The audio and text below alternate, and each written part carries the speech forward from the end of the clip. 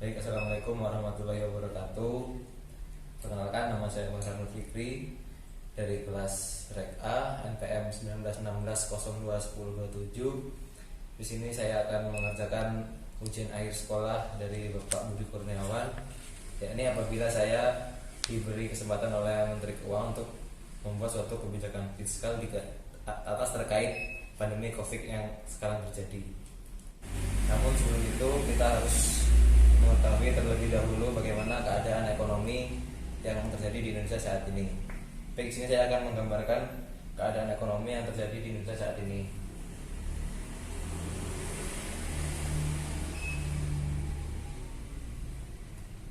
Sini price, sini real GDP, ini long supply, kemudian sini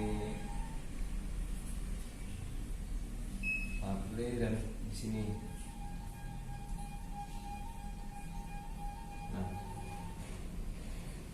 ini aggregate demand.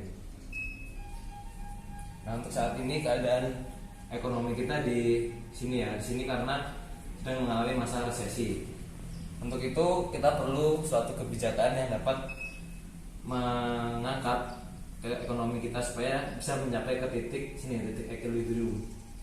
Nah, salah satunya kebijakan yang saya rekomendasikan ya ini yang pertama ya, ini pemerintah itu beli banyak barang yang ada di Indonesia, namun dia mainkan pajak. Maksudnya mainkan pajak itu menurunkan pajak sehingga daya konsumsinya lebih banyak karena harga murah, dia lebih tergiur untuk membelinya. Pemerintah belanja banyak dan menurunkan pajak.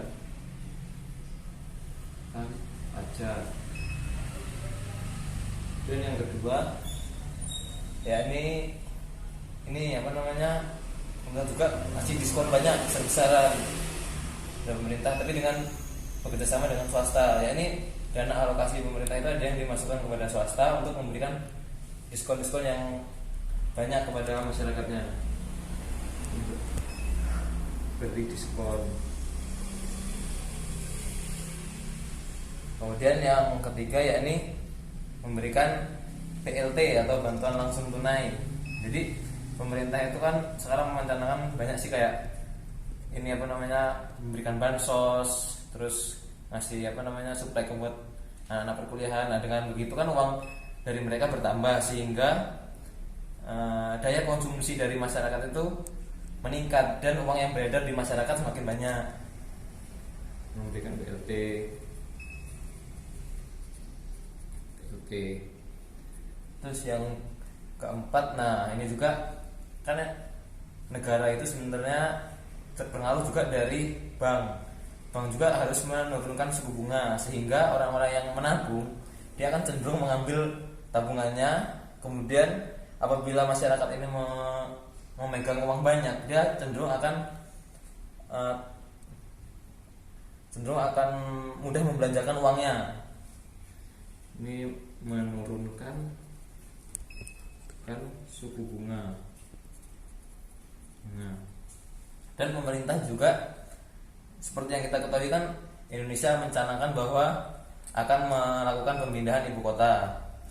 Nah, kan di situ ada anggaran sangat besar itu di situ. Nah, jadi anggaran tersebut bisa kita alokasikan untuk pandemi ini dengan misalnya kita membeli ini tadi belanja ini ya, untuk membeli sembako untuk kita salurkan kepada pemerintah, kepada masyarakat, terus kemudian memberikan bantuan uang tunai.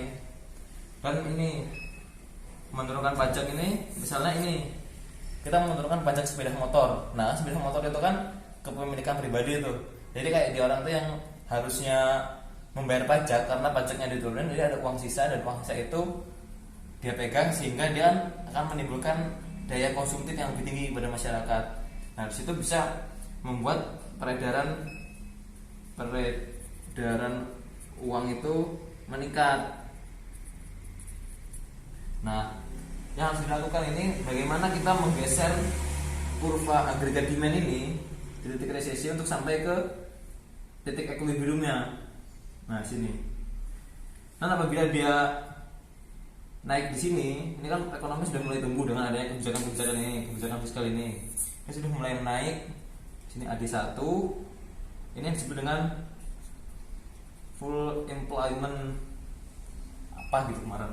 Nah, terus sini titik untuk mencapai ke titik equilibrium ini dia harus bertemu titiknya ya untuk AD2 nya. Nah apabila sudah mencapai titik ini, maka ekonomi Indonesia akan stabil kembali.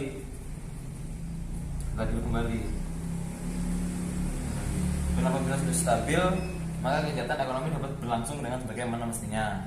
Nah selain dari keempat ini, saya juga pernah mendengar sih ada yang seperti negara Cina. Di negara Cina itu kan dia itu mengandalkan mata uangnya kan, karena di Cina itu ada 2 mata uang tuh. Jadi Cina itu menggunakan sistem dia akan apabila dia membutuhkan sesuatu dia akan mencetak uang sebanyak-banyaknya. Dan itu mungkin bisa mengakibatkan inflasi ya. Namun di sini kan kalau kita melihat lagi karena sekarang negara kita sedang resesi ini dan negara kita akan pindah ibu kota. Sedangkan ibu kota itu kan perlu membutuhkan pembangunan infrastruktur yang sangat banyak. Jadi kita tuh bisa menggunakan trik seperti Cina.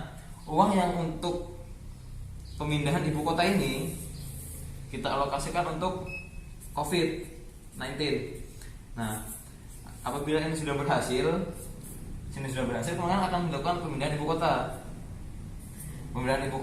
Maka dia yang harus dilakukan adalah pemerintah, kebijakan fiskalnya, pemerintah sebaiknya mencetak uang sebanyak-banyaknya,